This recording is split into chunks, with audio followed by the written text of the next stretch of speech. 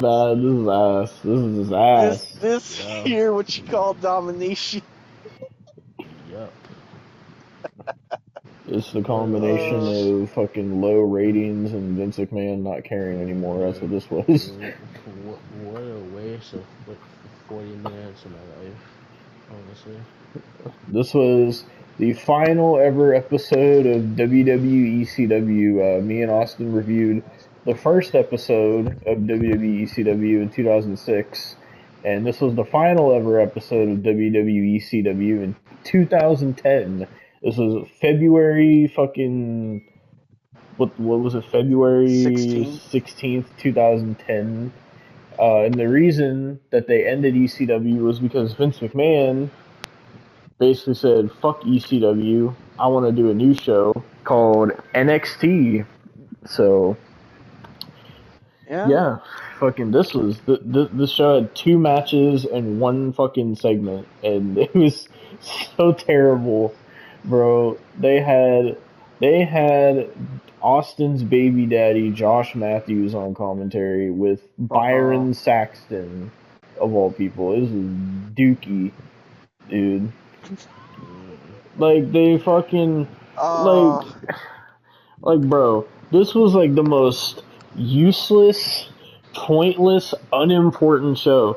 Like it didn't even feel special. They didn't make it feel special. The only special thing we got was fucking Christian cutting a 2-minute promo about ECW, and that was it, bro. This was so ass. Like they fucking sat here and they were fucking, bro. You know how ass this was? They were fucking gave more of a fuck about talking about NXT than they did anything that happened on this show. Like they just could not be bothered. Like, the crowd could not be bothered. They didn't make a single peep for anybody besides Christian. That was the only person they popped for, bro.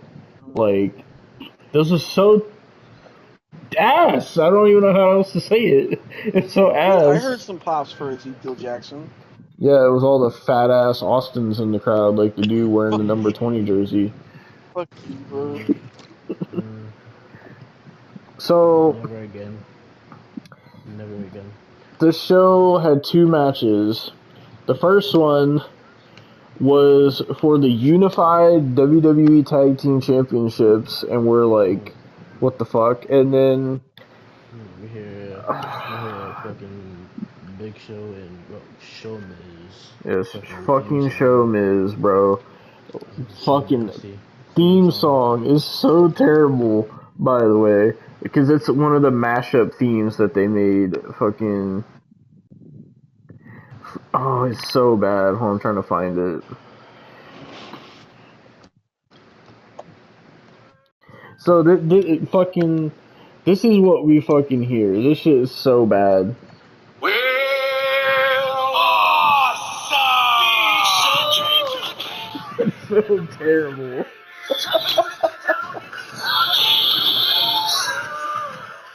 Like, who thought that was a good idea? It said I prefer Jericho's theme song. Oh, Jericho's theme is terrible too.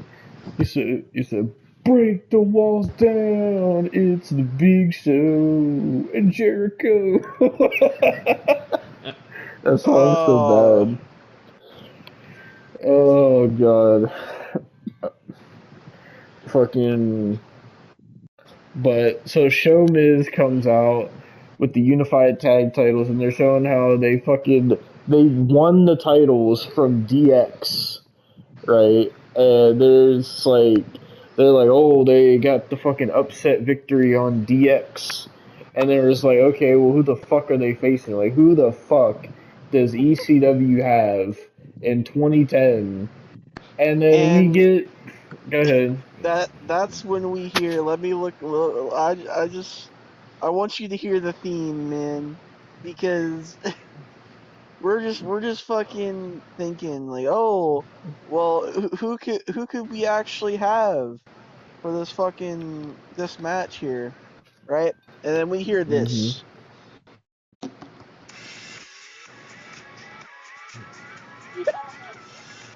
Yes, dude. Fucking Yoshitatsu and not just Yoshitatsu, and Goldust come out to zero reaction, by the way. Nobody cared. And they come out As and Christian would say, though, Yoshitatsu has so much potential. He's a bright future. Okay. yeah, fucking That was a lot. That was a lie. Definitely.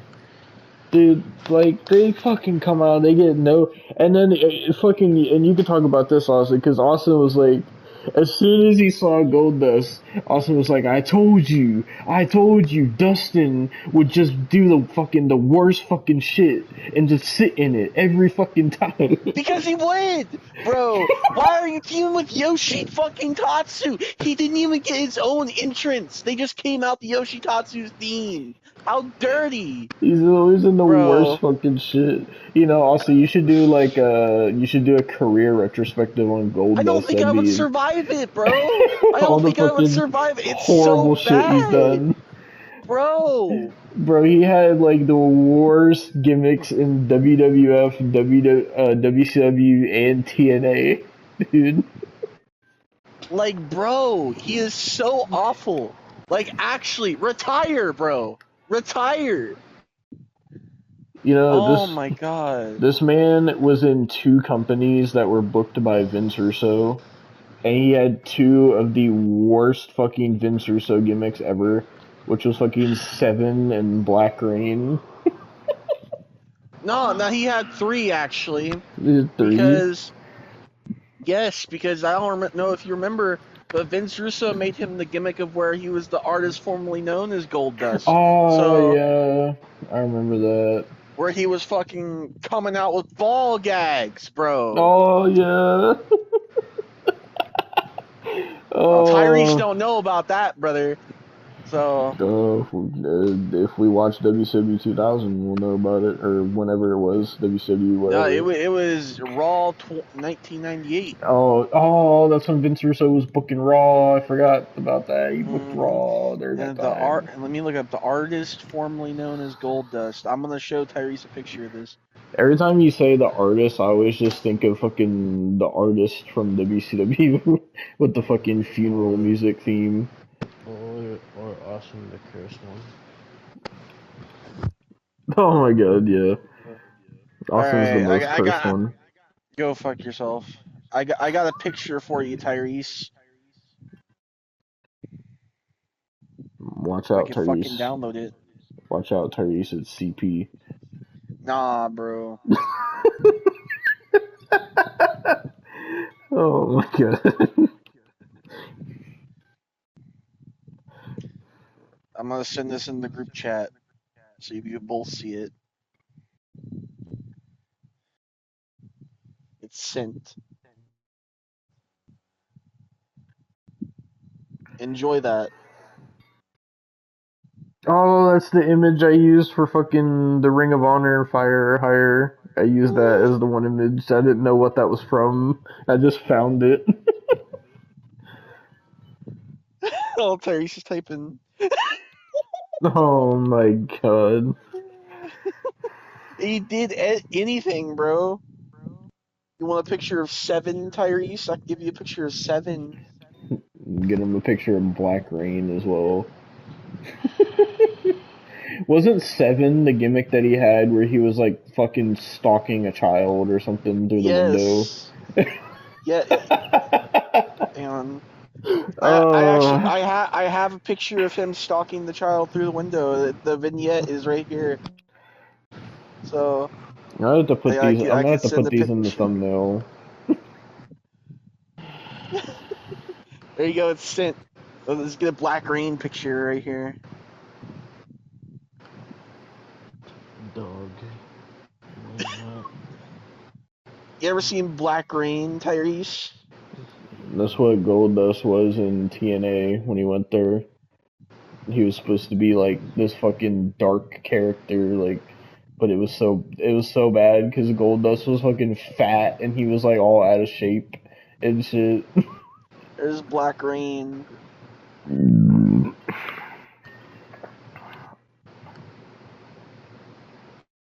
what other Gold Dust gimmicks were there? Oh, well, Trying to I'll think. go ahead and look that up. Gold Dust.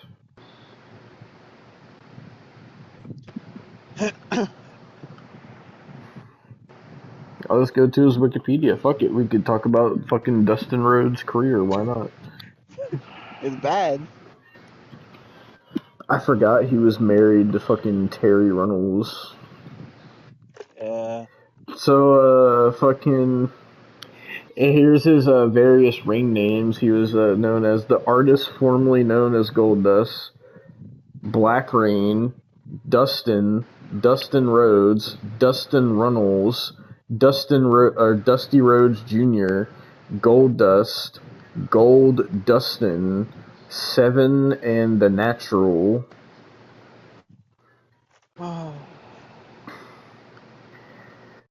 Oh god, fucking...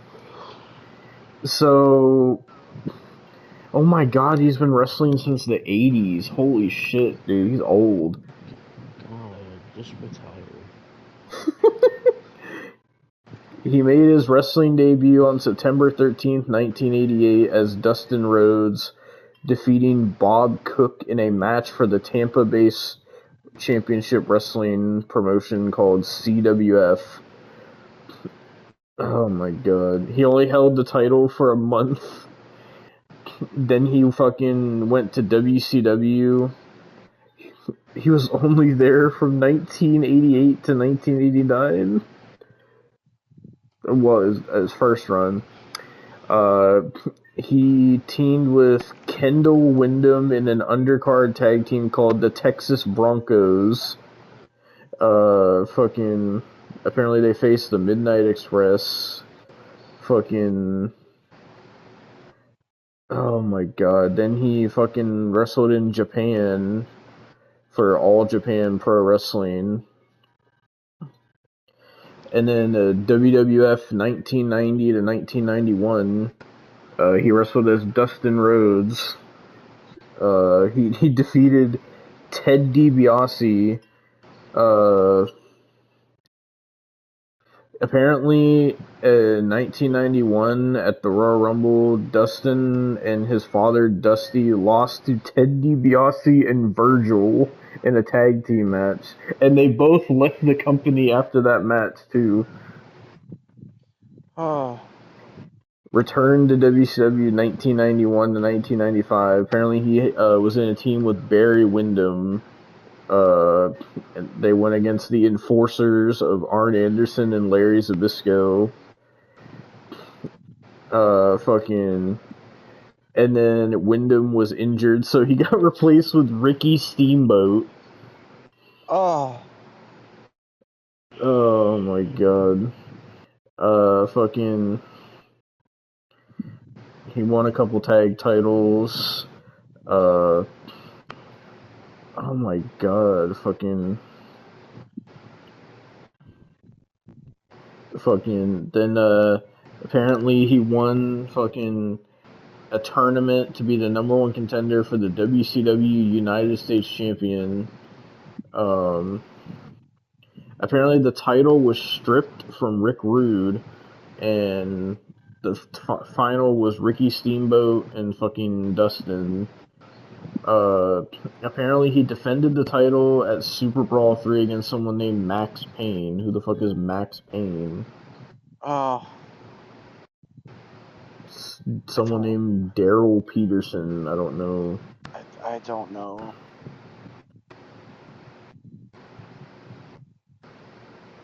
Fucking... Where did he wrestle at? Just out of curiosity. He didn't wrestle past fucking 2000, so I don't know who he is. Fucking... Apparently, fucking... What? Fucking... Okay, returned to WWF 1995 to 1999. He returned to WWF wrestling as then-villain Goldust, nicknamed the Bizarre One, because of his somewhat spooky, mysterious, bashful presentation, yet sexual suggestiveness turned aggressions.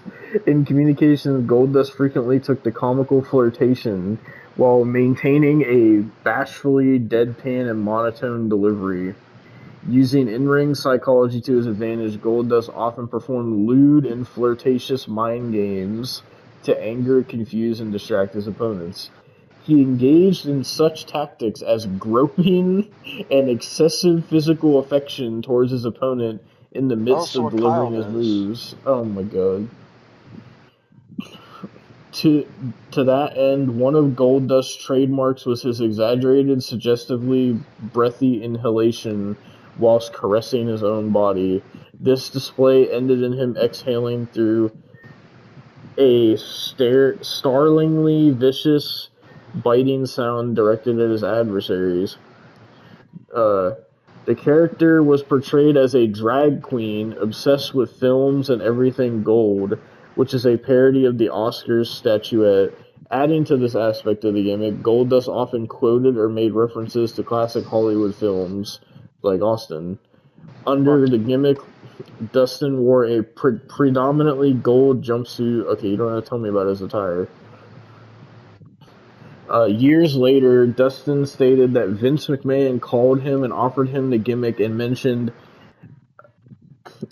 androgynous several times.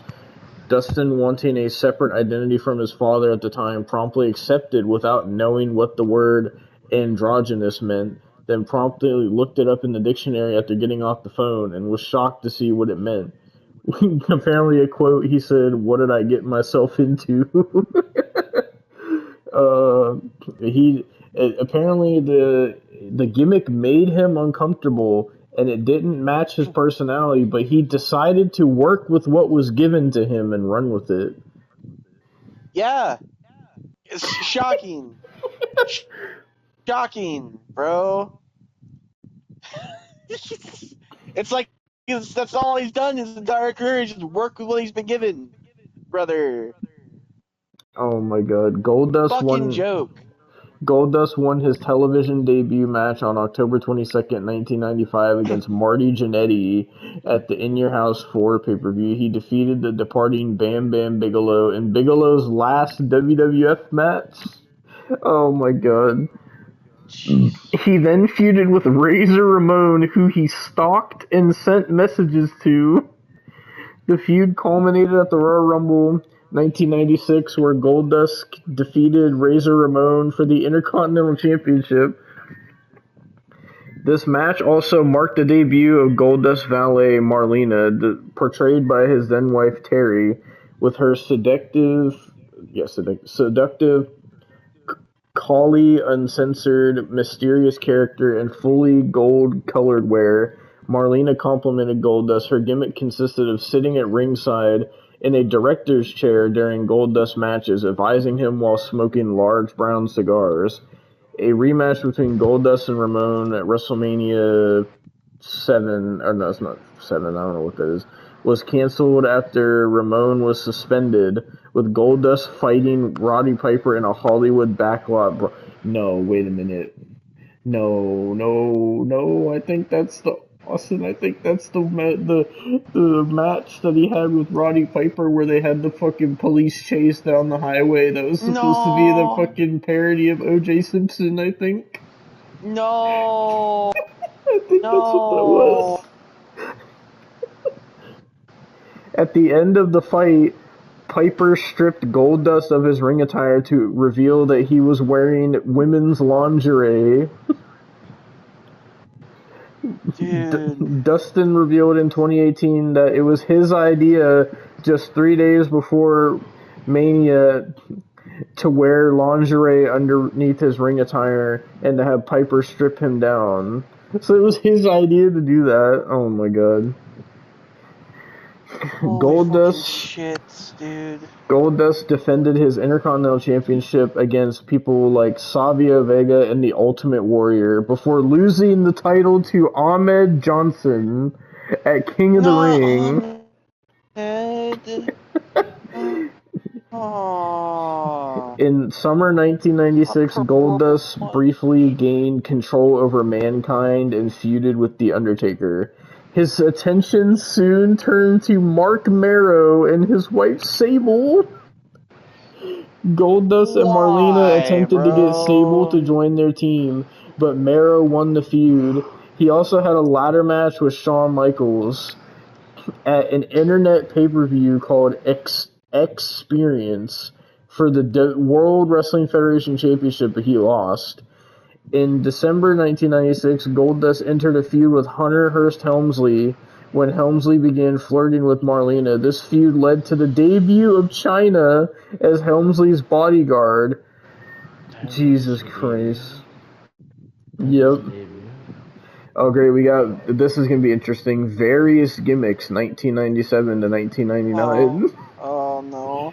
In May 1997, Goldust revealed his identity as Dustin Runnels, the son of Dusty Rhodes. In the summer and fall of that year, he joined other wrestlers in their conflict with the Hart Foundation, feuding in particular with Brian Pillman. Goldust defeated Pillman at SummerSlam, in which Pillman was forced to wear a dress for a month. What? Then Pillman challenged Goldust again to a match at Ground Zero in Your House. Goldust agreed that if he lost, he would lose Marlena to Pillman for 30 days. Goldust lost the match to Pillman and was forced to lose Marlena. Had Goldust won, Pillman would leave the WWF.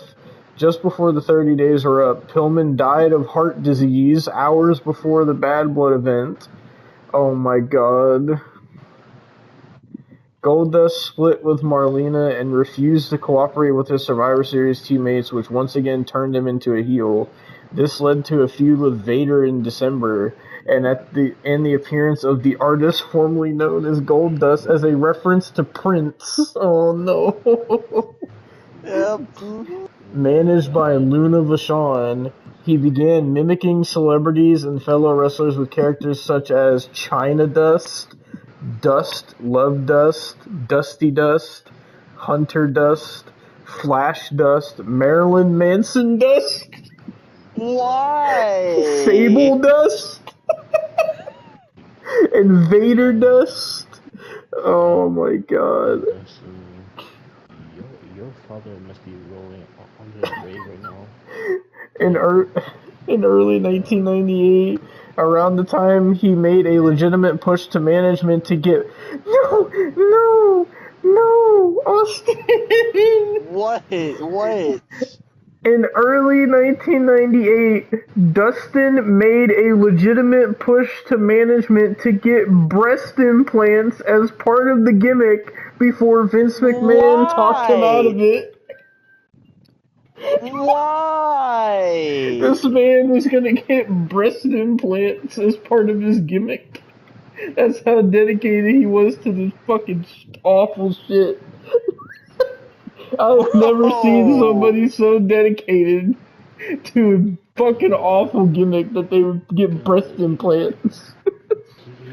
He would do anything for money.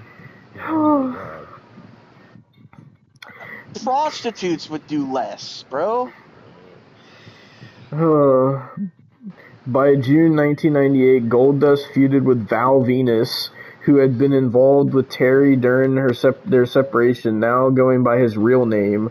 Runnels began speaking out, mostly in taped vignettes, on the increasingly edgy WWF product and promoting alternatives to watching the show, such as reading the Bible. These vignettes were sponsored by the fictional group Evangelists Against Television, Movies and Entertainment. The acronym, which reads "Eat Me," a thinly veiled joke.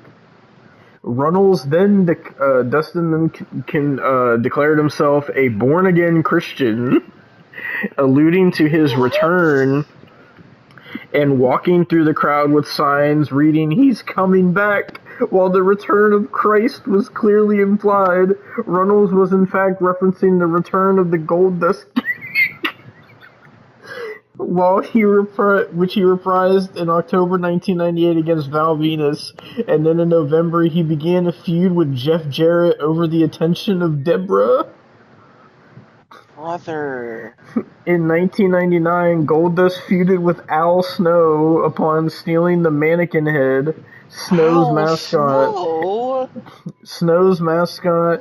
and the Blue Meanie, who had recently renamed himself Blue Dust Bam. and adopted so many of Goldust's mannerisms. After Goldust defeated Meanie at St. Valentine's Day Massacre, Meanie became Goldust's apprentice. After Ryan Shamrock. Who the fuck is Ryan Shamrock?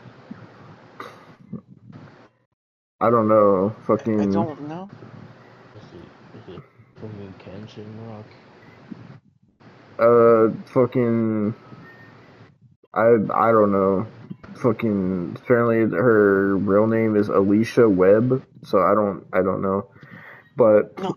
Oh, I think that was fucking Ken Shamrock's kayfabe fucking sister or something. Oh. I remember he had like a kayfabe family member. She became Goldust's valet. Meanie and Shamrock began vying for Goldust's attention. In the same period, Goldust won the Intercontinental Champion from Road Dogg and then lost it to the Godfather 2 weeks later. He would then team up with the Blue Meanie, having a few matches against the Hardy Boys until Goldust left WWF in June 1999. Oh god, here we go. Returned to WCW 1999 to 2001. Oh no. Oh no. He returned to WCW on November 8, 1998, filming several vignettes for a fantastical face-painted character named Seven. These vignettes contained ominous footage of Rhodes in full makeup standing outside a child's bedroom window.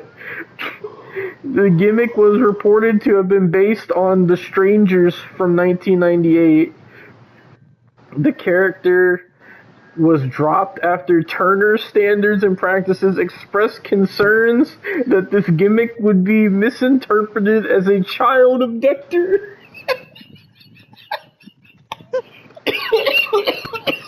Oh my god. I believe he cut a promo before that got dropped, by the way. Oh my god. Upon returning to WCW television, Rhodes removed his costume and delivered a work shoot in which he mocked unrealistic gimmicks as well as his time as Goldust. After turning heel upon his return, Runnels began wrestling as the American Nightmare Dustin Rhodes, with his nickname a reference to his father's nickname, the American Dream. The American Nightmare nickname would later be used by his brother Cody Rhodes. Better, by the way. Rhodes feuded with Jeff Jarrett before feuding with Terry Funk. He was kayfabe fired by Vince Russo at Spring Stampede in 2000 for failing to prevent Terry Funk from winning the Hardcore Championship against Norman Smiley. Runnels returned to television in January 2001 as assisting his father in his feud with Jeff Jarrett and eventually Ric Flair. He wrestled on the final WCW pay-per-view Greed in March 2001. Then WCW was purchased by WWF, but the WWF did not acquire Dustin's contract. Oh god, what is this? Turnbuckle Championship Wrestling 2001 to 2002? What the hell is Turnbuckle Championship Wrestling? That's something we might have to look into, Devon. Turnbuckle. In July 2001, Dustin, while still under contract to AOL Time Warner, began wrestling for his father's newly created It was Dusty Rhodes promotion. Nah, bro, oh hang on. my god. It's called Turnbuckle Championship Wrestling. I'm gonna do some research here. Turnbuckle Championship Wrestling. He would team up with his father, competing as Dustin Rhodes. He captured the TCW Heavyweight Championship. Oh my god. Wait. They relaunched? Last year? Wait, what? Wait, what? Yeah, the Nightmare Family. Apparently, Turnbuckle Championship Wrestling, the relaunch. March 22nd, 2024. Bro, what the fuck? When did it end initially? Let me try to find. There's a Wikipedia here. Here we go. Founded in 2000 and ended in 2003. Jesus Christ, man.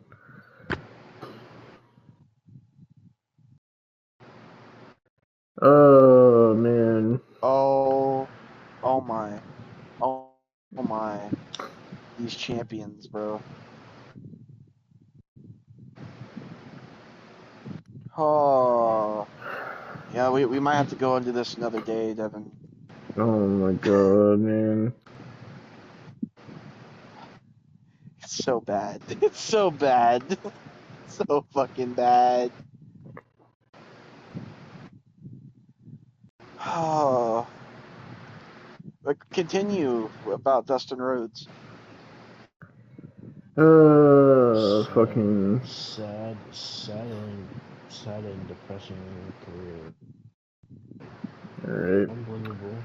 Well, he would team up with his father, competing as Dustin Rhodes. He captured the TCW Heavyweight Championship, but vacated the title immediately afterwards, as it was confirmed he would be returning to the WWF. So what was the point? Oh my god. Following his return to the WWF at the 2002 Royal Rumble, he made 2 more appearances with TCW, the first in a 6-man tag with his father and Ron Studd against Riggs, Fake Goldust, and Jason Sugarman. Okay. Then we have second return to WWF 2001 to 2003. In December 2001, Dustin accepted a buyout from his AOL Time Warner contract and was re-signed by the World Wrestling Federation to a 2-year deal.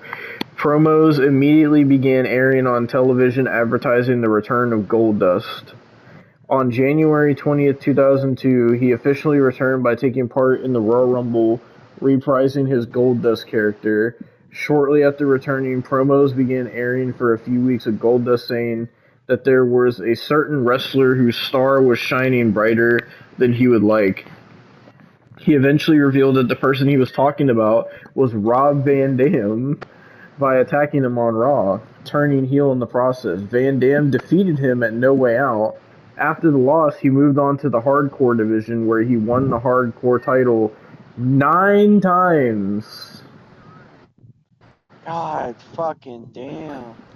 9? Jesus. Yes, 9 fucking times. Then 2002-2003, teaming with Booker T. Goldust was assigned to Raw in the initial brand split, where he formed a team with Booker T. The duo engaged in numerous comedic vignettes and on one occasion hosting a segment titled Booker T and Goldust at the movies and delivering reviews of The Scorpion King. Oh no. In May 2002, Booker T joined the NWO with Goldust's request to join rejected. Booker T was then ejected from the NWO by Shawn Michaels, sparking a feud between the NWO and Booker T and Goldust. Booker T and Goldust went on to compete in the tag team division, winning the World Tag Team titles at Armageddon before being forced to split up on the February 3rd, 2003 episode of Raw by Raw GM Eric Bischoff for failing to win back the World Tag Team titles. Following the dissolution of the tag team, I don't know if Tyrese knows about this gimmick, Austin. I know you know about this gimmick. Oh no. Goldust contracted a stutter and Tourette's-like symptoms. Oh. Do you know about the Tourette's gimmick, Tyrese? No, the fuck I don't. You want to tell him, Austin? So, Tyrese, fucking Goldust got shocked, and I can't remember how he got shocked. He got shocked, like electrocuted, and somehow that made him have. That made him develop Tourette's, by the way. That's not how that works. And, so he developed Tourette's in kayfabe, and basically, fucking. It got so fucking bad that the fucking like fucking like I can't remember what they're called, but the people like there's like it was like a fucking organization that like supports people with Tourette's and shit. They called Goldust up and they were like, can you please speak at our event and everything? And Goldust had to explain live on radio, Tyrese. He had to explain that he didn't have Tourette's. Hang on, let me see if I can find it. It's so bad. Fucking Goldust explains he doesn't have Tourette's. Oh my god. Hang on. So if you're wondering what the electrocution thing was, it says here, upon receiving a shock from a round tube during an attack at the hands of Batista and Randy Orton.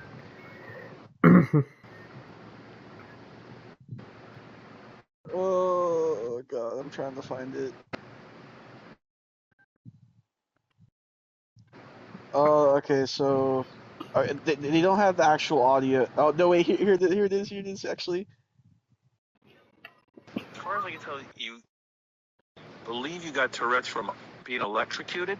Well, it's not Tourette's. I went to the doctors. You know, all they know is some kind of some neurological disorder. You know, Tourette's. Who electrocuted you? How did this happen? Well, Randy Orton and this big guy, I knew up and coming guy named Batista. Hey. You know what's supposed to happen? It's just it. Who's the man who did this? You or the two guys? Batista and Randy Orton. Right. And then you said to them, have you? Oh my god, your mic is so bad, Austin. Your mic is so garbage. I can't tell what Dustin's saying. Fuck you, bro. Fucking, is it better now?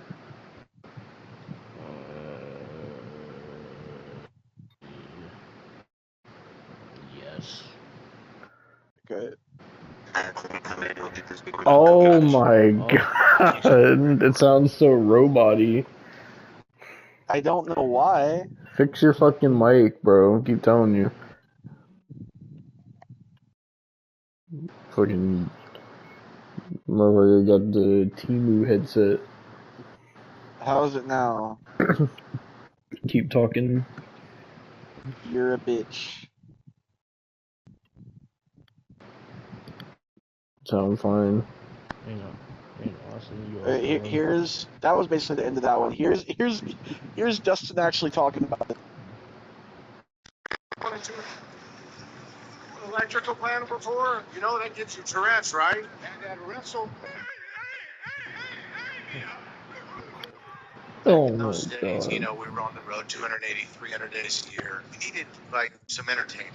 We got to stay sane on the road, driving up and down, seeing each other's ugly faces every day. I was at home one day, and I saw Gary screaming. He had this panel of 10 kids, and they all had Tourette's. So this girl starts talking to the black guy. Oh my god. Oh my god, Austin. I can't help it, man. I don't fucking know, dude. Buy a new headset, damn. God, stop biting headphones in one light. God damn, Austin. You got the worst mic I ever heard. Fuck you. Fucking. Worse than Kyle's. But anyway, Goldust appeared in in character on the Howard Stern show. He appeared sporadically thereafter, forming a tag team with Lance Storm. Then Booker T, and later in 2003, began receiving mysterious, haunting messages for a few weeks from somebody. The messages only said, "I remember." It was rumored that the messages would be from Goldust, which would have begun a feud between the two. Suddenly, the angle was never mentioned again on television, and the company announced on their website that they would not be renewing Rhodes' contract. WWE allowed this contract to expire in December 2003. Oh, Lord. TNA Wrestling 2004 to 2005. Oh. Dustin debuted in TNA as the Lone Star Dustin Rhodes, unsuccessfully challenging Jeff Jarrett for the World Heavyweight title. Dustin and L. Leon defeated Kevin Northcutt and Legend in a tag team bout. In December 2004, he returned to TNA once again, wrestling as Dustin Rhodes. On the January 7, 2005 episodes, Rhodes and Jeff Hardy defeated Cash and Dallas. What kind of fucking match is that? I don't know. On the January 14th episode of TNA, Rhodes defeated Chris Candido. At Final Resolution, Rhodes defeated Kid Cash. On the February 11th episode of Impact, Dustin and America's Most Wanted defeated Kid Cash, Dallas, and Raven in a 6-man tag at Against All Tyrese, Odds. do you know who America's Most Wanted is? No. That's James Storm and Braden Walker, aka Chris Harris. He's another fucking cursed wrestler. I know who James Storm is, but what the fuck? Oh man, we gotta fucking watch some Braden Walker with Tyrese these days. And I know who Braden Walker is. He's gonna knock your brains in. Then he got payback at Destination X when he defeated Raven in a bull rope match. He then entered a feud with Bobby Roode at Lockdown.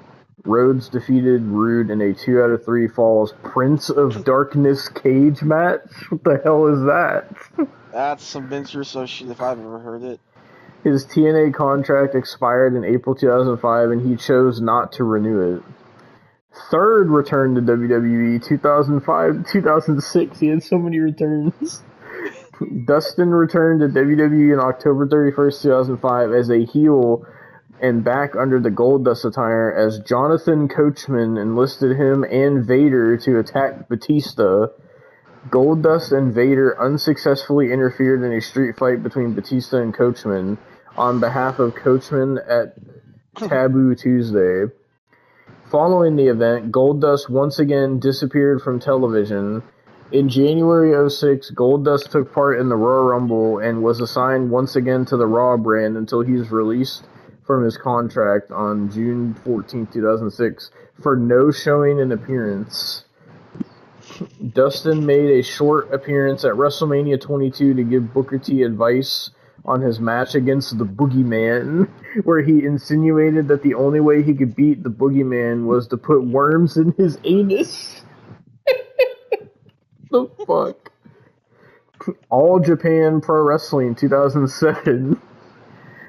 In January 28, 2007, it was announced that Rhodes would appear at the February 17, 2007 All Japan Pro Wrestling show. On February 15th, Rhodes, identified as Gold Dustin, appeared at ringside during a match involving the Great Muta, resulting in a brawl between the two. Rhodes and Jinsei Shinzaki were defeated by the Great Muta and Tajiri in a tag team match. And that was it for that. That's all he did in All Japan. Returned to TNA again, 2007, 2008. Oh, we know this one all too well, Devon. On July 15, 2007, Rhodes returned to TNA at Victory Road and aligned himself with Christian Cage by helping him defeat Wildcat Chris Harris.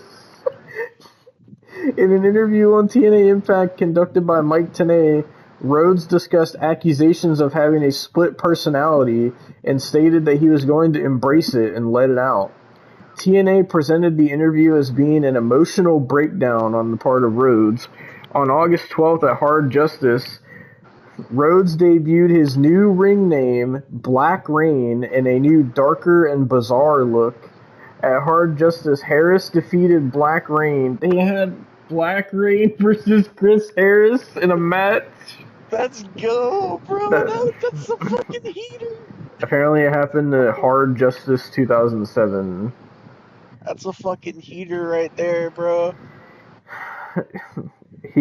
By the way, Chris Harris defeated him Let's go. via disqualification when Black Rain attacked several referees. The next week, the gimmick was explored even further, saying that Rhodes constantly switched between Rhodes and Black Rain. He was featured at Bound for Glory in a Monsters Ball match against Rhino, Abyss, and Raven, which he lost. I think we watched that. I think Yes, we did. Black Rain challenged Abyss We watched the Christmas tree one. Oh. Christmas tree. That's the one we watched. Black Rain challenged Abyss to a Shop of Horrors match at Genesis and lost. Here we go, Austin. It's time for you to get excited. At Genesis, Black Rain's new partner, and even Wikipedia says it, Relic, which is killer spelled backwards. Killer spelled backwards, Tyrese. It's Relic. Killer spelled backwards. Let's go. Let's go. Made his debut after attacking Abyss. At Turning Point, Abyss and Raven defeated Black Rain and Relic in a match of 1,000 tacks. That's killer spelled backwards, by the way. Originally, the match was signed to be Abyss and Rhino versus Relic and Black Rain, but due to injury, Rhino was replaced by Raven. On Impact, he helped Relic beat Kaz. Later the same night, he appeared for an interview as Dustin Rhodes without his Black Rain makeup and stated that his alter ego has been scaring him since he was a little kid. His interview was interrupted by Kaz. This led to a match between the two at Final Resolution, where Kaz won. Rain and his partner Relic then began feuding with Eric Young and his new superhero. Oh, they faced Super Eric, not Super Eric. Such a fucking heater, bro. Relic versus fucking Super Eric. That's a fucking heater. If you don't know what Super Eric is, Tyrese, it's when fucking they gave Eric Young this gimmick where they told him he was a fucking superhero. It's so bad. At Destination X, Black Rain and Relic faced Eric Young and Kaz in a losing effort. At Lockdown, Black Rain and Relic competed in a 6-team cuffed in the cage match, which was won by Kaz and Super Eric. After 3 months of not showing up on television, Black Rain's profile was removed from the TNA roster page, and he was released. Fourth return to WWE 2008 to 2012. And on October 26, 2008, this is got to be the longest fucking career thing we've done. Dustin returned to WWE at Cyber Sunday under his Goldust persona as part career. I haven't listened to it in the whole entire watching. But Tyrese, did you know Goldust spelled backwards is killer? Fucking as part of the 3 choices, the other 2 being Roddy Piper and the Honky Tonk Man, that fans would choose to face Santino Marella for the Intercontinental title. After Honky Tonk Man was chosen and won via DQ, Goldust and Piper entered the ring and the 3 fought Marella, afterwards celebrating together in the ring. The following night on Raw, Goldust appeared again with Piper and Honky Tonk Man as guest commentators for Marella's match with Charlie Haas. The match ended when Goldust and Piper distracted Marella so that Honky Tonk Man could smash his guitar over Marella's head. Goldust appeared on the celebration of the 800th episode of Raw on November 3rd, 2008, dancing alongside his father Dusty Rhodes, Lillian Garcia, and several other wrestlers. Noticeably slimmer and quicker, Goldust finally made a full-time return on the Raw roster once again on November 24, 2008, where he defeated Santino. Goldust participated in the 2009 Rumble match and stared down his real-life brother Cody Rhodes, but was eliminated by him later. Brand switches in NXT 2009-2010. Okay. What the fuck was ECW doing? First fucking sentence of this paragraph, by the way. The team of Goldust and Hornswoggle came to an end. Let's go! Let's go! Let's go! Goldust, you're so fucking trash, bro. Oh my god. When Goldust was Oh, traded to ECW via a 15-man trade, his debut match for the brand came on 15-man trade? apparently his debut episode on ECW. He lost to Zack Ryder. In the upcoming weeks, he started a feud with Sheamus, leading to his first televised singles win in several months on Superstars against Sheamus, pinning him using an inside cradle. After several weeks of feuding, Sheamus defeated Goldust in a no DQ match, and that was the end of their feud. Following the loss, he garnered his first number one contenders match for the ECW title on September 15th, 2009, in a 10-man battle royal where he was the seventh participant eliminated and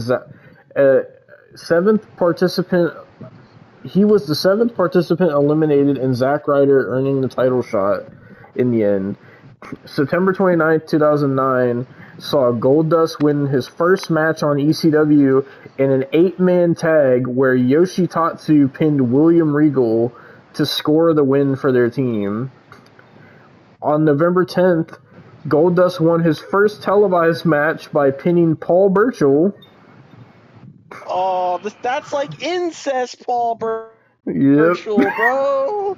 Oh, Goldust participated in ECW Homecoming match in December 22nd to determine who got an opportunity to challenge Christian for the championship, but he was defeated by Vance Archer. In early January, he teamed with Yoshitatsu, so this started the month before the final episode. That's when the team started. He teamed with Yoshitatsu and began the feud with the ECW newcomers, the Dude Busters. The duos exchanged victories in tag team and singles competition until the feud came to an end on the February 9th episode of ECW when Goldust and Tatsu defeated the Dude Busters in a match to determine the number one contenders for the unified tag titles. So that's how they got the title shot. Oh my god. So, there was a possibility because I saw the Dude Busters. Yeah. However, Goldust and Tatsu failed in capturing the titles on the final episode of ECW.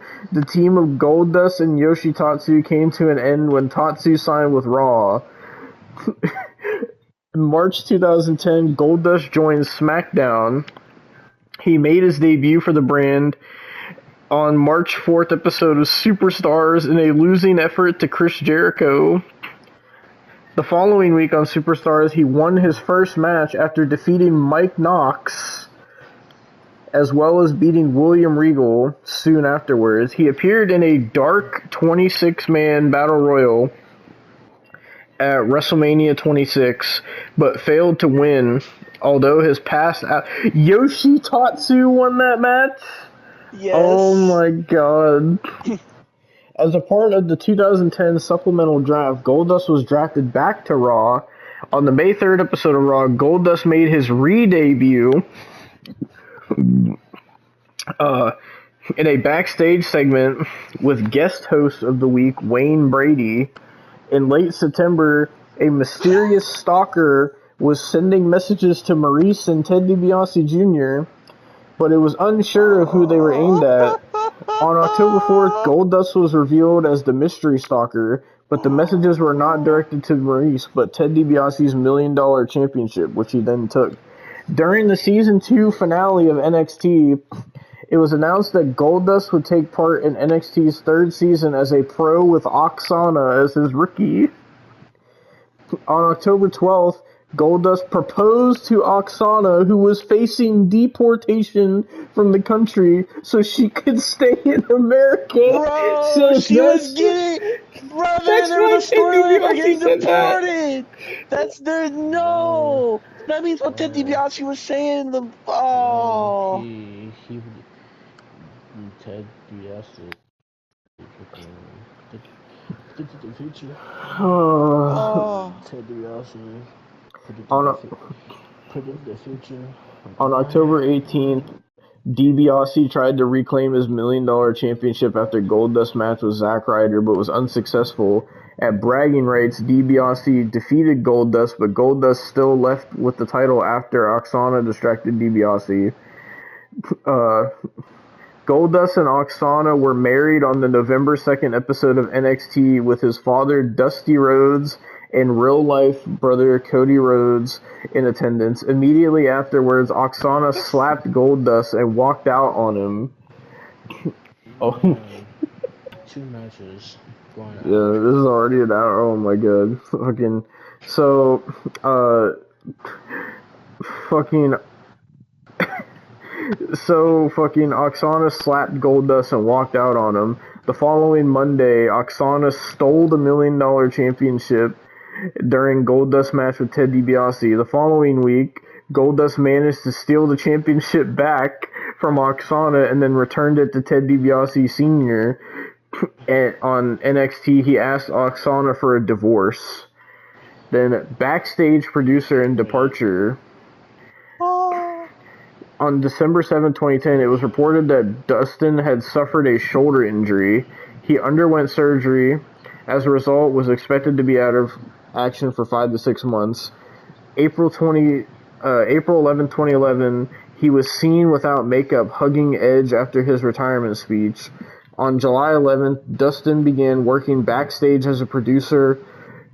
On the November 29th episode of SmackDown Live Holiday Special, Goldust made his surprise return on a backstage segment with his father, Dusty Rhodes. I think we watched that. that. Yeah, we did. On the December 12th episode of the WWE Slammy Awards, he appeared to announce the Slammy for A-Lister of the Year with Vicky Guerrero. On December 30th, 2011, episode of SmackDown, Rhodes appeared in his suit attire and no makeup to defend Booker T and confront his half-brother Cody Rhodes.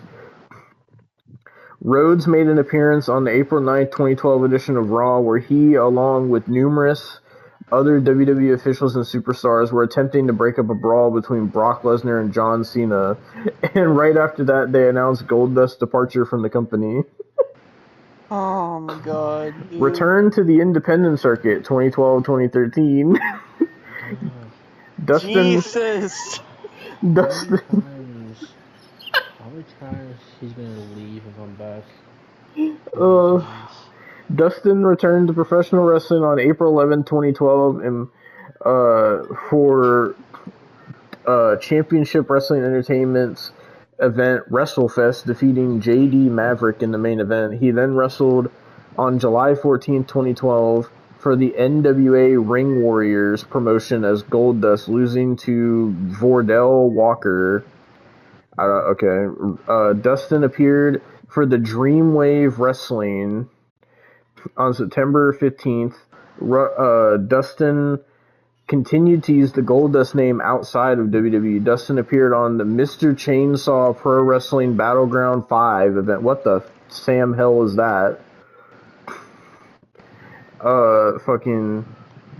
On May 18th, 2013, was billed as Dustin Goldust Rhodes. Oh, then we got fifth return to WWE, 2013 to 2019.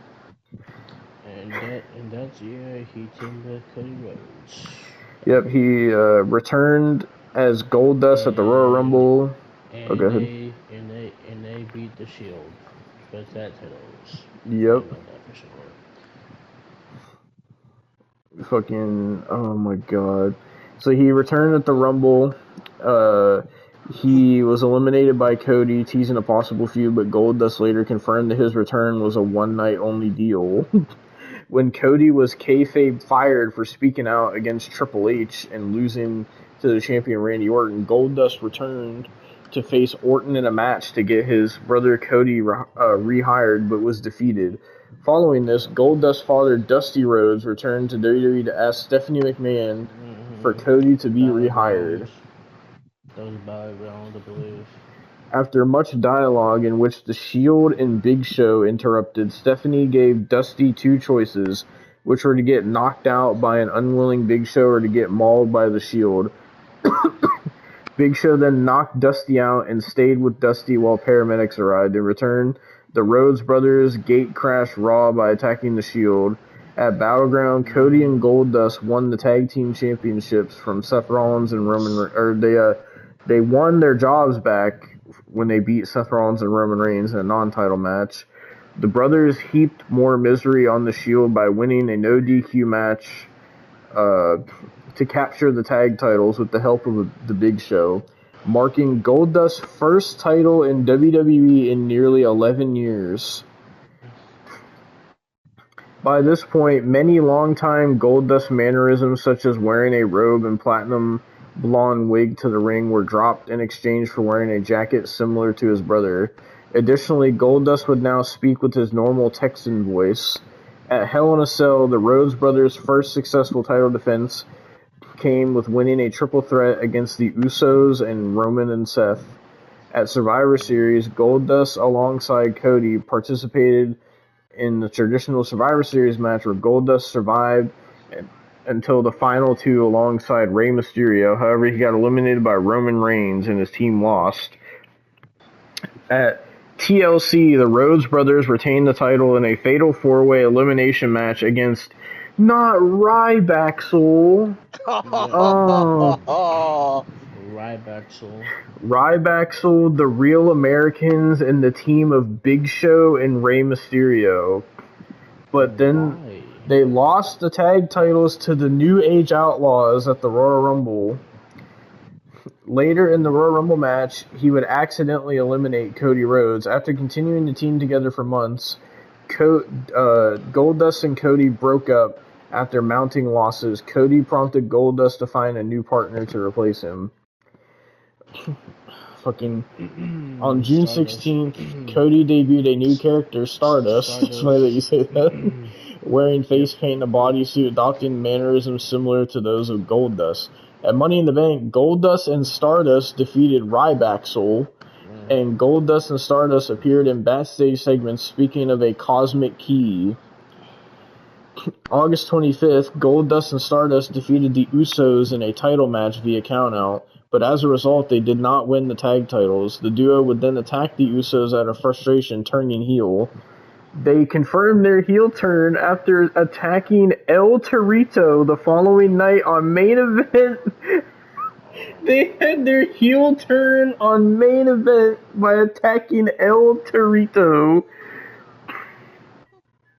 At Night of Champions, they won the tag team championships by defeating the Usos. At Hell in a Cell, they retained their title by defeating the Usos again. At Survivor Series, they lost the titles to The Miz and Mizdow. They had a rematch for the titles the following night, but were unsuccessful. February 2015, after being defeated by the Ascension, they got beat by the Ascension. Stardust would start to show his frustrations toward Goldust. On February 16th, following a loss to the New Day, Stardust would turn on Goldust by using his finisher, the Crossroads, on him, marking the end of Goldust and Stardust, turning Goldust face. This led to a match at Fastlane, where Goldust defeated Stardust. Later that night, while speaking to their father, Dusty, Goldust would be attacked by Stardust again. At WrestleMania 31, Goldust participated in the second annual Andre the Giant Battle Royal, where he was eliminated by Ryback. March 30th, 2015, Goldust lost via submission to Rusev. In May, Goldust announced that he would undergo surgery to address a shoulder injury and that he would be out of action 2 to 4 months. Goldust made an appearance at NXT TakeOver Respect without any face paint to congratulate Finn Balor and Samoa Joe after they won the Dusty Tag Team Classic. Goldust returned from injury at Survivor Series, competing in the Survivor Series elimination match. During the pre-show, he teamed, so the team was Goldust, the Dudley Boys, Neville, and Titus O'Neil, and they defeated the team of Stardust, The Ascension, The Miz, and Bo Dallas. Oh my fucking god, bro. Goldust would continue feuding with his brother Stardust on Raw and SmackDown during November and December. Goldust would cost Tyler Breeze his match against Titus O'Neil after distracting Breeze by appearing at ringside. Goldust would then be defeated by Breeze on December 31st. Then we got 2016 to 2017, The Golden Truth. In early 2016, various episodes of Raw and SmackDown, Goldust approached R-Truth and proposed they form a tag team to no avail. At Fastlane, Goldust inadvertently cost R-Truth his match against Curtis Axel. Following Fastlane, R-Truth began to apologize and attempt to form a team with Goldust rejecting. On March 21st, Goldust came to R-Truth's aid after Truth was defeated by Bubba Ray Dudley. At WrestleMania 32, Goldust took part in the Andre the Giant Memorial Battle Royal again in a losing effort. April 11th, Shane McMahon announced a number one contenders tournament for the Tag Team Championship, which included Goldust and Truth teaming together. On April 14th, SmackDown, Goldust would tell R-Truth before their match that they would not team together, with Goldust instead teaming with Fandango, where they were defeated by the Vaudevillains. Oh. On April 22nd episode of SmackDown, Goldust was the special referee for the match between R-Truth and Fandango, which R-Truth won. On May 2nd, Goldust faced off against R-Truth's new partner, Tyler Breeze, in a losing effort. On May 12th, SmackDown, two teams would face each other, Goldust and Truth refusing to fight each other, resulting in Fandango and Breeze forming an alliance. On May 16th, Goldust and Truth began teaming together, where they were defeated by the newly dubbed Breezango. The week after on SmackDown, Golden Truth started a losing streak, losing to the likes of Breezango and the Dudley Boys. Golden Truth earned their first victory on the Money in the Bank pre-show. Jesus Christ, man. Where they defeated Breezango. In the 2016 draft, Goldust, along with R-Truth, was drafted to Raw. The Golden Truth later entered a feud with the Shining Stars. Oh. On the July 25th episode of Raw, the Golden Truth would enter the ring during a tag team match between Enzo and Cass and the Shining Stars, playing Pokemon Go over a number of months. No, bro. What the fuck, man? The Shining Stars would attempt to persuade R-Truth into purchasing a one-way ticket to Puerto Rico, which saw Goldust continually butt in and save R-Truth from being conned. On the August 1st episode of Raw, the Golden Truth would be defeated by the Shining Stars. On the October 17th episode of Raw, the Golden Truth were joined by Mark Henry in their feud against the Why did their feud go on so long? Man, who was watching this feud? I watched it this time and I don't remember watching this feud. On the October 31st episode of Raw, Goldust would compete in a battle royal, with the winner being added to Team Raw at Survivor Series. Goldust was unsuccessful, with Braun Strowman winning the battle royal and joining Team Raw. The Golden Truth were later announced as members of the 10-man Survivor Series Raw Tag Team stable, but lost their spots a week later when it was revealed R-Truth had sold their spots on the team to the Shining Stars for tickets to Puerto Rico. On November 7th, the Shining Stars defeated the Golden Truth to join Team Raw. On November 28th, Goldust attacked Braun Strowman after his victory over R-Truth. Sami Zayn would then run to the ring and help in attacking Strowman. At WWE Tribute to the Troops on December 14th, the Golden Truth competed in a fatal four-way tag match to determine the number one contenders against Sheamus and Cesaro, Gallows and Anderson, and the Shining Stars, which was won by The Bar. In March 2017, the Golden Truth was confirmed for the 4th annual Andre. Was Goldust in fucking like every fucking Andre the Giant Battle Royal? Like, holy shit, man. However, neither one of them was successful in winning. On the April 17th episode of Raw, the Golden Truth were going to compete against Gallows and Anderson, but were attacked backstage by Strowman. leaving Enzo and Cass to take the Golden Truth's place. On the May 8th episode of Raw, the Golden Truth participated in a tag team turmoil match for the number one contender spot against the Hardy Boys, but lost to Sheamus and Cesaro. On the May 15th episode of Raw, R-Truth apologized to Goldust for letting the team down, and Goldust replied by saying they win and lose as a team. Later that night, Goldust attacked R-Truth before a match against Gallows and Anderson, turning heel for the first time since 2015 and breaking up the Golden Truth. Then we have 2017 to 2019, the last feuds in WWE departure. May 22nd, a vignette was aired with Goldust stating that he was in the director's chair and that the Golden Age is back, starting a feud with R-Truth. On the July 10th episode of Raw, I remember this. Goldust defeated R-Truth, concluding their feud. So, wait a minute. So on May 22nd, a vignette was aired with Goldust stating that he was in the director's chair and the Golden Age was back, starting the feud with R-Truth. And then on July 10th, he defeated R-Truth, concluding their feud. So, that was what? On August 28th, Goldust participated in the 15-man Battle Royal for a shot at the Intercontinental title. He was unsuccessful, though, because he was eliminated by Luke Gallows. On the September 11th episode of Raw, Goldust faced Bray Wyatt in a losing effort. After the match, Wyatt used a towel to remove his face paint, saying that he was just a man, as a shot towards the face and body paint Wyatt's rival Finn Balor would use. The next week on Raw, under his real name and without his signature face paint, Rhodes faced Wyatt once again in a losing effort. Balor ran down to help Rhodes after the match when Wyatt continued to attack him. Rhodes, however, resented the help and attacked Balor during a confrontation backstage. September 25th, he had a match against Balor later that night but was defeated. At Starrcade, he competed as the natural Dustin Rhodes, defeating Dash Wilder. He fucking wrestled Dash Wilder? Why? What the fuck? I'm so lost, bro.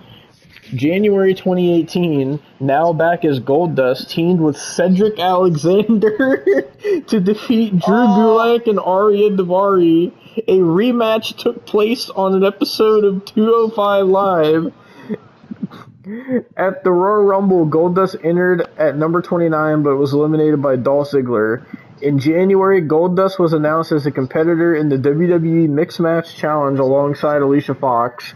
Fox was replaced by Mandy Rose after an injury, and Goldust and Rose lost in the first round to Jimmy Uso and Naomi. On Raw, Goldust would confront and attack John Cena during a promo, stating he would shatter his dreams, but was subsequently defeated by Cena the same night. On the April 2nd episode of Raw, Goldust cut a backstage promo where he announced his participation in the upcoming Andre the Giant Memorial Battle Royal at WrestleMania 34 and lost to Woken Matt Hardy the same night. At WrestleMania 34, he fucking got eliminated by R-Truth. At the Greatest Royal Rumble, Goldust entered the aforementioned match at number 18 and lasted 10 minutes before being eliminated by Bobby Roode. In July, Goldust underwent surgery on both knees. On March 28, 2019, it was reported that Goldust left WWE after his contract expired, thus ending his 6-year tenure with the promotion. Goldust confirmed his departure on April 21st, 2019, stating he asked for his release. And I don't think you guys are going to care about this part. I don't know if you want me to read it. AEW Wrestling 2019 to present. So. No, I'm good. I'm good. That's enough. That's enough, bro. The only thing of note is he fought Cody at the first Double or Nothing, which is like the only good thing he did. And then after that, his career has been fucking shit. And he's been on Ring of Honor and Dark and like just the worst fucking shows, and he does nothing. So that was Right now, he's in a team with Sammy Guevara called the Sons of Texas, and they're the Ring of Honor Tag Champions, and no one gives a shit. So that was the career of Dustin Rhodes, Goldust. And that was depressing to hear. Back to ECW. Fucking bro, this fucking talking about Goldust's career was longer than this entire episode of ECW. Bro, that has to be like the most pathetic career I've ever seen in my life. Like, bro. I told you, he just sits in the shit, bro. Like, I told you.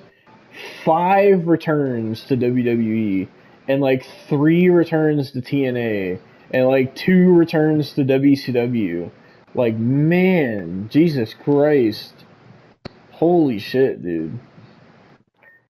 Oh, man. Yeah, But, fucking Showmiz retained, obviously. yeah, this match was so boring. Like, and the thing is, they were having Big Show get in there, and he was like actually wrestling with Yoshitatsu, like he was doing rest holds.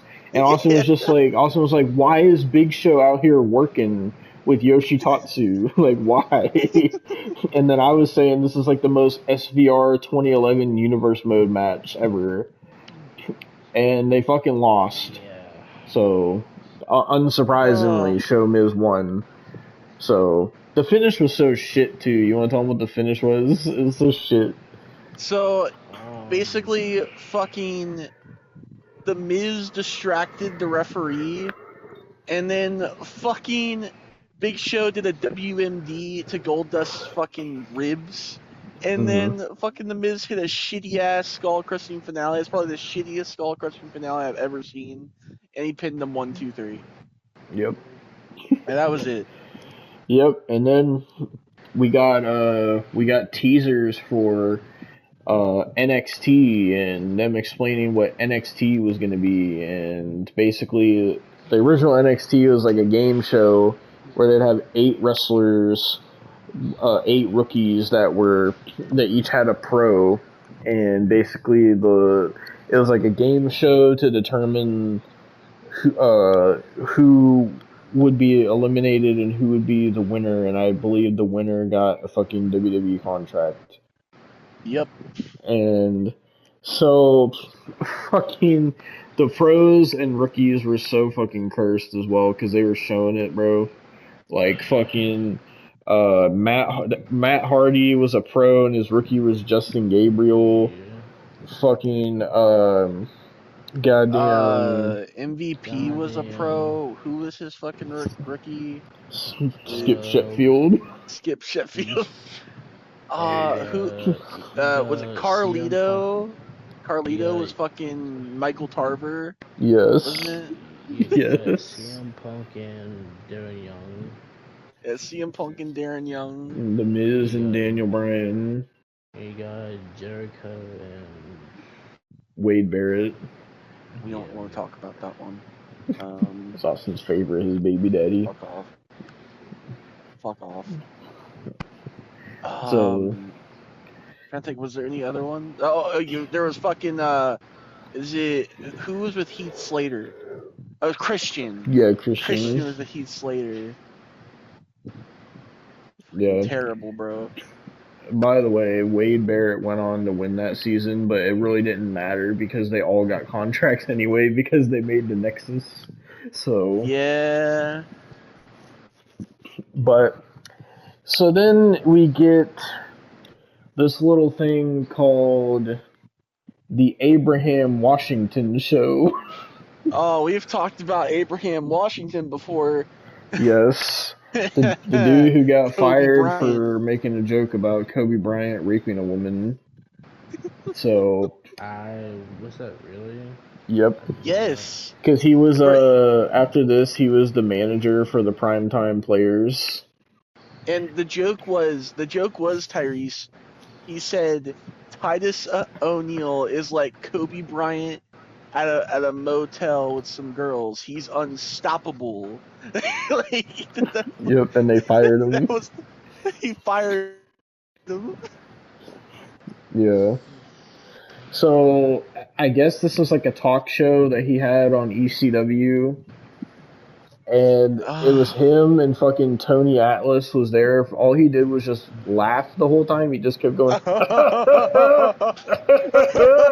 that's all he just did the whole time. Like I don't know why.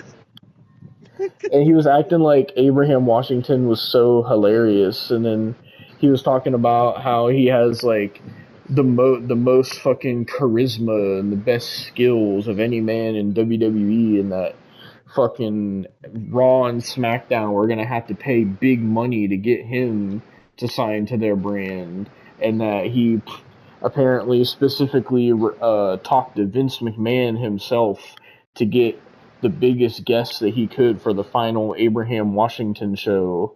And fucking he was like, let me introduce you to my guest, me, Abraham Washington. And then Yeah, that's right, I said it. And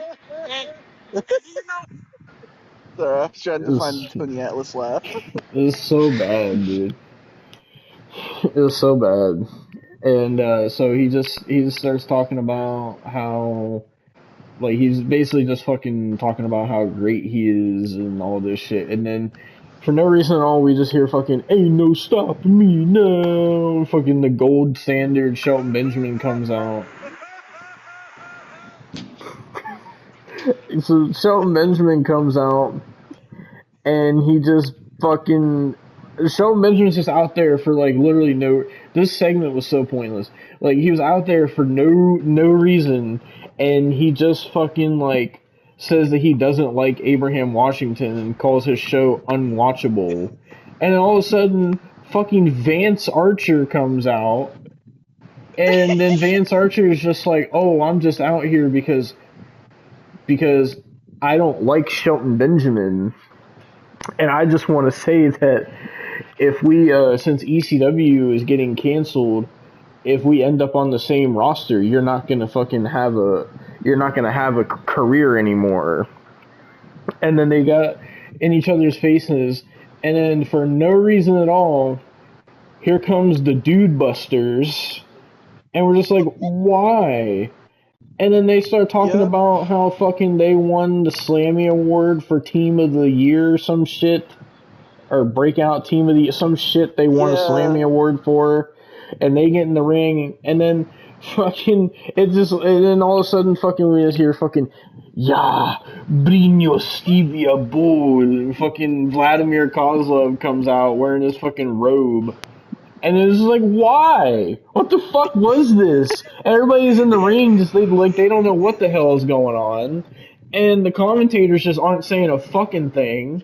And Vladimir Kozlov comes out to the ring, and he grabs a microphone, and he just starts fucking speaking Russian. It was so bad. Motherfucker's just He was like... speaking it so aggressively, too. Yeah, motherfucker's just like, oh, it's a good like, it's just like, what the fuck? And, like, they're all just looking at him like, what the fuck are you on about? And he's just, like, talking to everybody. He's like, and they're just like, what the fuck is going on? What is this segment? Like, we're just so lost. And then all of a sudden, Vladimir Kozlov just starts fucking beating everybody up. And he's just beating everybody up.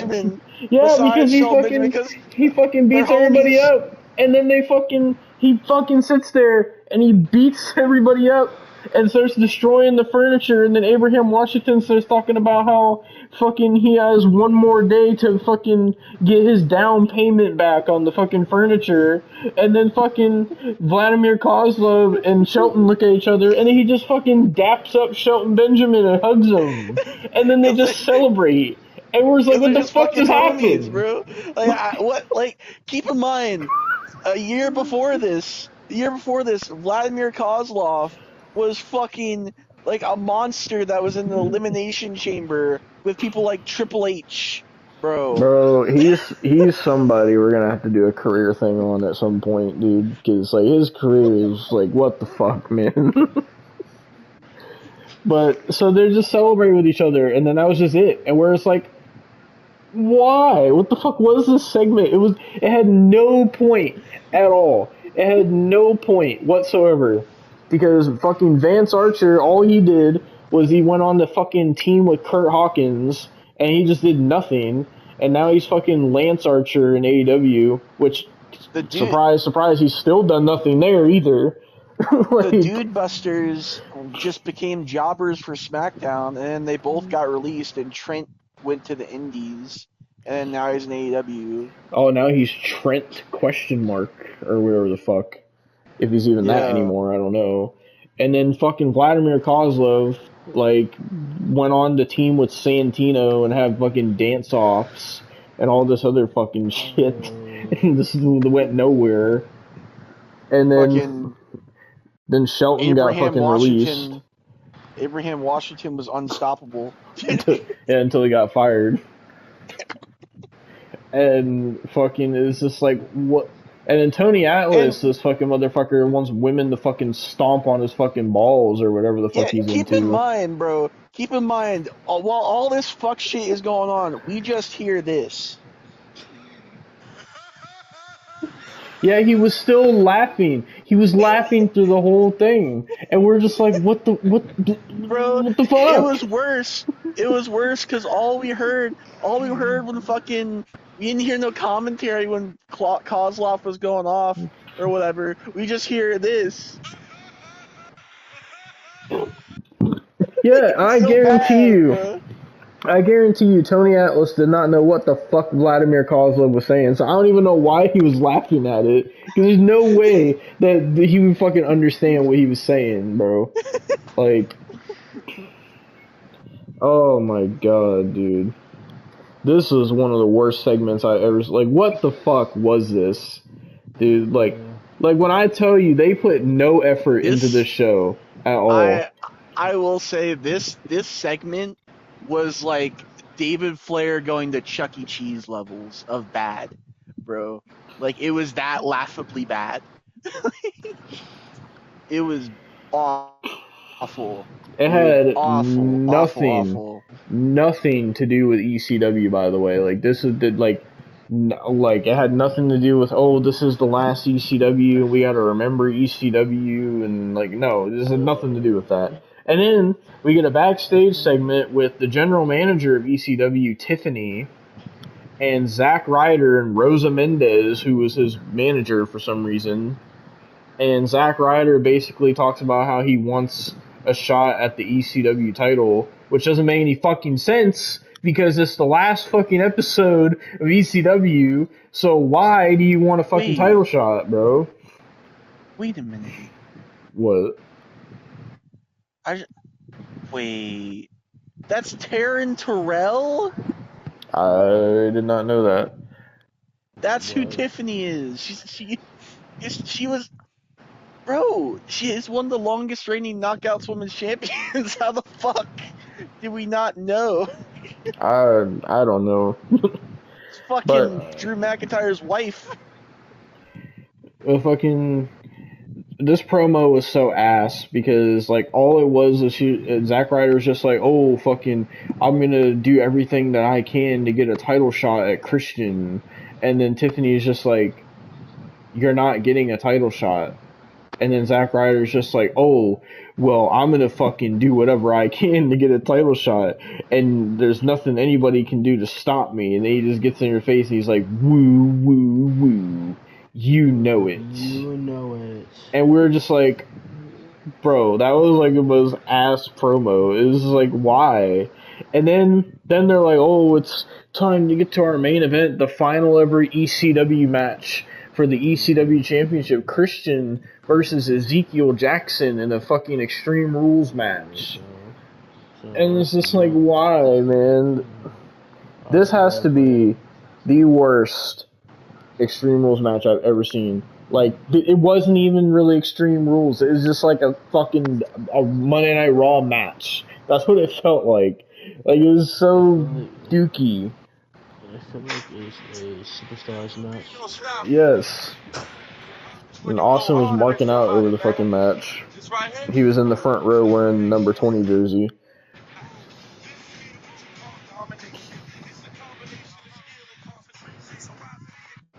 Ezekiel Jackson's good. I'm sorry. That's just fucking good, dude. Okay, well, Terrible. It if was you're a so terrible match. excited about it, go ahead. Please talk about the final ever ECW match. This fucking match was shit, bro. Fucking, it was nothing but like Christian and Ezekiel Jackson were like fighting a regular match for a Oh, while. Austin, hold on. Don't forget, before the match, we got Christian cutting a promo about ECW. And it was bullshit. Because he was doing this for the ECW originals and how he was talking about how like fucking this has been ECW has been the best time of his career so far and how it's given him an outlet to explore his wrestling ability. Yeah, keep in mind, he said that he fucking returned a year before this to ECW, and he said that he was proud to be a part of something great. He was part of, like, one of the worst years of ECW, if not the worst. And fucking, this motherfucker, like, because Austin was like, wait, he returned a year before this? And I know what the return is because let me tell you. It was when fucking Jack Swagger was cutting a promo, and fucking, I think he was calling out, if I'm not mistaken, I think he was calling out Hornswoggle, and fucking, I don't remember why he was calling out Hornswoggle, but then Christian came out, and so this was Christian's return after he was Christian Cage in TNA, and so because he was in TNA, Vince was fucking pissed and he held a grudge towards him. So Vince basically told the commentators, he was like, oh, well, Christian wants to go to the fucking competition. Well, fuck him. And I'm going to fucking teach him a lesson. And so he tells the commentators to, when Christian comes out, to just, like, put no effort into the commentary and just act like they don't care. So when Christian comes out in this big return, they're just like, I think it was Todd Grisham was the one that said it. He said, it's Christian. so that was Christian's debut. Yeah, really glad you were a part of something great, where even the commentators didn't care. And fucking, and motherfucker said, oh, I'm doing this for the ECW originals, and we're just like, bro, there ain't no way like fucking New Jack is watching this shit. I'm talking about some ECW originals watching this shit. Bro, half of them were in fucking TNA at this time, so they definitely weren't watching this shit. So, but Yeah, fuck it, this is... It was such a... And then Ezekiel Jackson comes out, gets no pop, by the way. The crowd was dead silent. He got some pop, okay? And for some reason, he had William Regal with him, which, by the way, I want to find a PNG of it. I don't know if I can. But William Regal, like, his PNG, he was in, like, this disgusting-ass, tight-ass shirt. It looked like such a Photoshop PNG of him. But this match was so ass. This had to be the worst Extreme Rules match ever. Yeah. It was legit a regular match, and they started using kendo sticks, and then they used trash cans, and then Zack Ryder came out, and he got fucking flattened. And then fucking Tiffany went for Rosa Mendez. Yeah, she hit a spear on Rosa Mendez. Fucking, and then fucking we get back to the match, and it's just kendo stick, trash can, then they grab a table. Oh, don't forget the part you were dying laughing at where Christian was on the top rope and he had to wait for Ezekiel Jackson to push him off. Christian goes on the top rope, and you can tell he's positioning for something. He's positioning, he's just sitting there, and he's just looking at Ezekiel Jackson, and Ezekiel's just sitting there, and he finally motions for him to come at him, and Ezekiel Jackson pushes him off, and like the fucking bullshit, bro. Yeah. And the match ends with William Regal getting involved and trying to hit the knee, and then he gets hit with a kill switch. But then Ezekiel Jackson hits the worst looking Uranagi I've ever fucking seen through a table. 1, 2, 3, Ezekiel Jackson's your ECW champion. Yeah, and I shit you not. How little they fucking care. They're just like, oh, Ezekiel Jackson is the last ever ECW champion, right? And then they fucking, like, Ezekiel Jackson celebrating. They dead ass cut to Josh Matthews and Byron Saxton, and they're There's like, ladies and gentlemen, thank you for watching ECW. Ezekiel Jackson is the last ever ECW champion. And then the deadass there's like, anyway, NXT is next week. And it's like, bro, like, they just did not care at all. Like, you could tell Vince just, like, did not fucking care how ECW ended. Like, he just wanted this shit done. He wanted it just off the air, bro. Like, it was bad, bro. The only time I'll agree on Vince, honestly. Like, this shit was awful. Man, this was, like, you know, you want, like, when a promotion goes out, you want them to go out with a bang, but man, this went out with a fucking pathetic fucking whimper, dude. Like, you couldn't have went out any more pathetically, dude.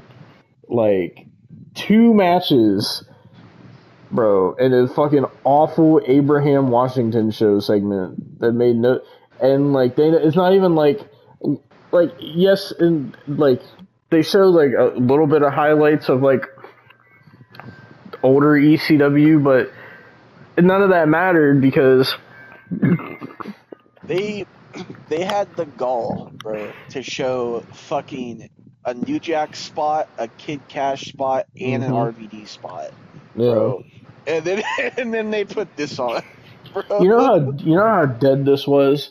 Even when they had the ECW chants, barely anybody in the crowd was doing it.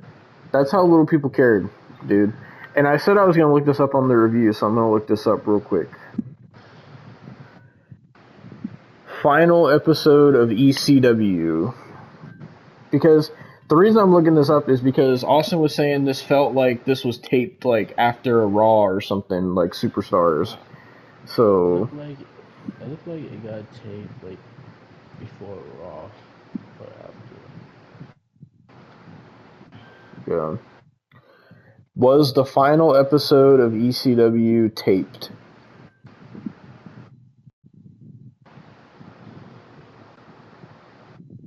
It says it. No, motherfucker. Not the original ECW. 2010, not fucking 2000. Oh yeah, this is in Kansas City, Missouri, by the way. It says that it was taped. Fucking. I'm trying to see. Fucking. Was it taped? Fucking like after Raw or something? Or something like what? Oh, it was taped. Oh god, it was fucking. It was taped before SmackDown the previous week. Oh. So that's probably why it was so dead. Because it was before SmackDown. Oh god. That's terrible, dude. That is terrible. So, it was taped like last week. Yes. They taped it fucking before SmackDown. So basically it was just the pre-show before SmackDown. That's why nobody gave a fuck. That's why the arena was packed, but nobody gave a fuck. And it makes sense because Raw, SmackDown, and ECW were all using the same stage at the time, too. Yeah. That's probably why in this fucking Extreme Rules match, they probably didn't want them to fucking damage the ring at all. Because they knew SmackDown was coming up.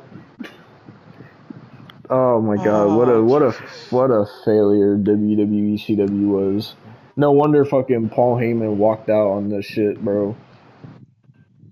Went from nice strip teases and fucking CM Punk and goddamn actual ECW originals and the ECW zombie to this. And Chris Benoit killing his family.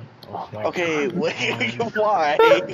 Why is that your first thought, Tyrese?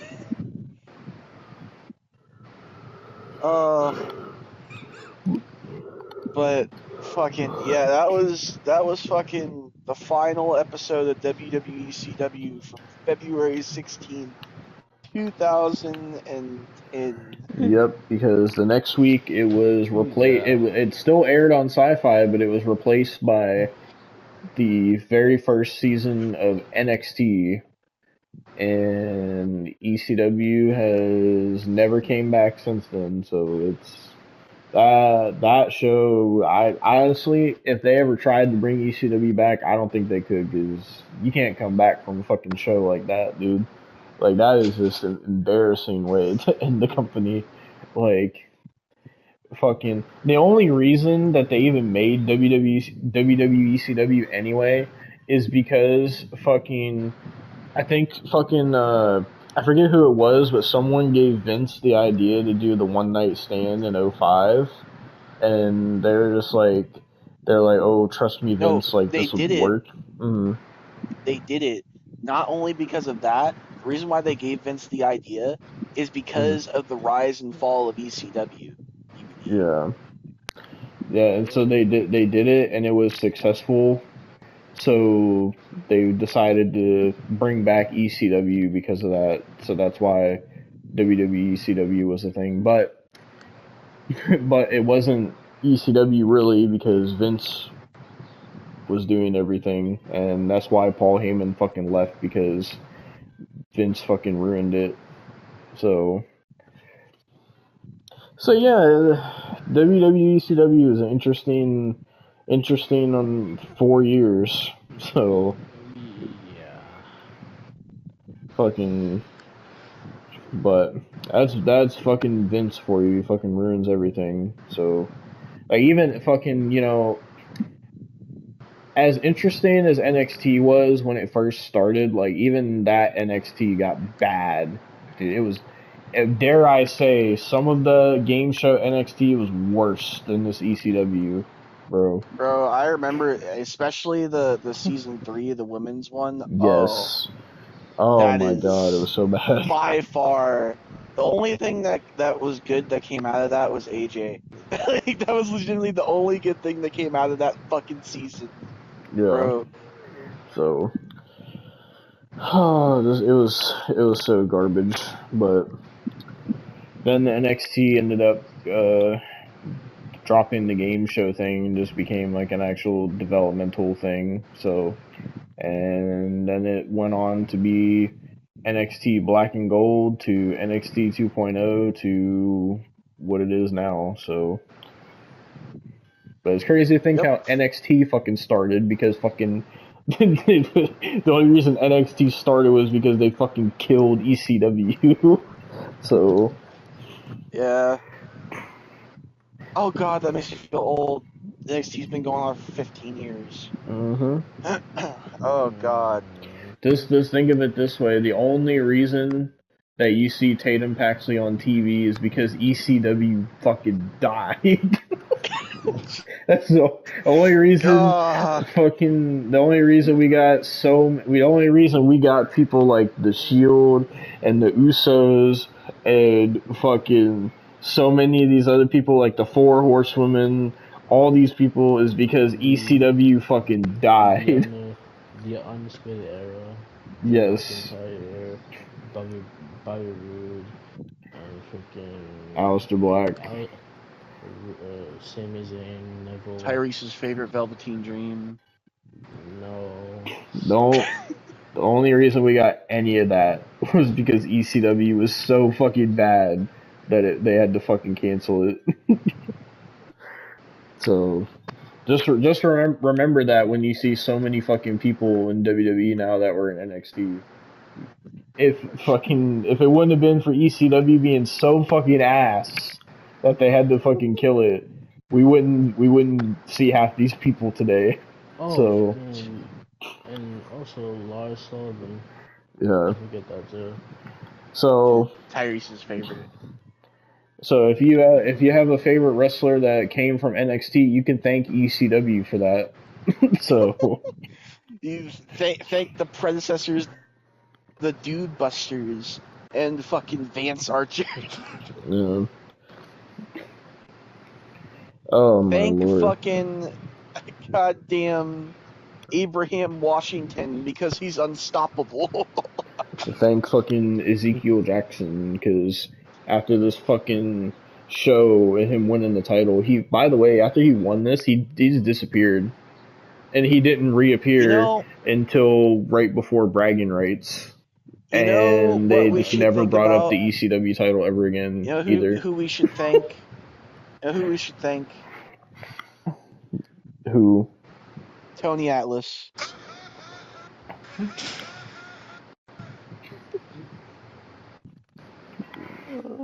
Jesus fucking Christ, man.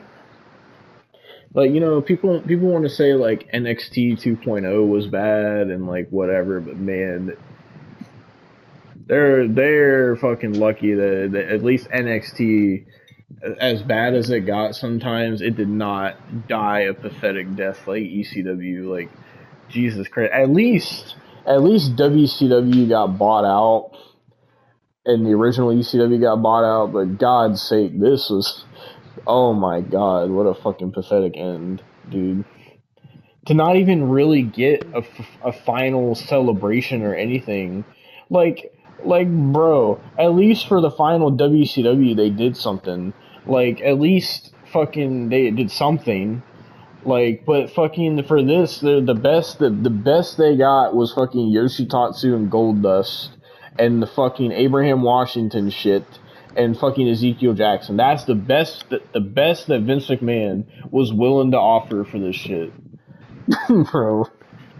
Like, didn't bring back a single ECW original. They probably none of them would have wanted to come back anyway. So, but man, this is this fucking embarrassment of a fucking promotion. This is bad, man. What a way to go out. I watched this live when it happened too back in the day, just so you know. I remember I had always heard about ECW because I would watch Raw and SmackDown, and when I would play the games and stuff, I would always see ECW, and I was like, what's ECW? I didn't know what it was. And then I saw that fucking ECW was on Tuesdays, so I shit you not, it was on Tuesdays, the Sci-Fi, and I remember I was like, oh, I want to check out ECW, and I shit you not, I turn on ECW, and they're like, ladies and gentlemen, this is the final ever ECW. It was my first ECW I watched, too. It's just funny how it was like the last ever one. It was extremely packard wrestling. You know what's crazy is the fact that before tonight, I watched this when it happened, right? Before tonight, I hadn't seen this the entire time NXT has been a thing. That's crazy to think about. Oh my! So that means you fucking. This is the first time in 15 years you watched this. Yes. Jesus This is only the Christ. second time I've ever seen this. This is my first time Bro. watching this. I watched it when it was live on TV, and then, well, not live, but when they aired it on TV, and then never watched it again until now. So, Christ, dude. yeah. Even when I watched it back then, I don't remember a whole lot about it, but I just remember I was just like, man, ECW sucks. And then I remember seeing the main event, and I was like, who is Ezekiel Jackson? And I was like, man, this sucks. And then I remember seeing they were replacing it with NXT, and I was like, no wonder. Like, this sucks. Even back then, I knew it sucked. Jesus Christ, dude. But yeah, so that was cursed, and I honestly don't know what was more cursed, this episode of ECW or fucking Goldust's career. Like, damn, dude. Oh. What's more pathetic, the way ECW ended or fucking Goldust's career? Oh, Goldust's career. Jesus Christ.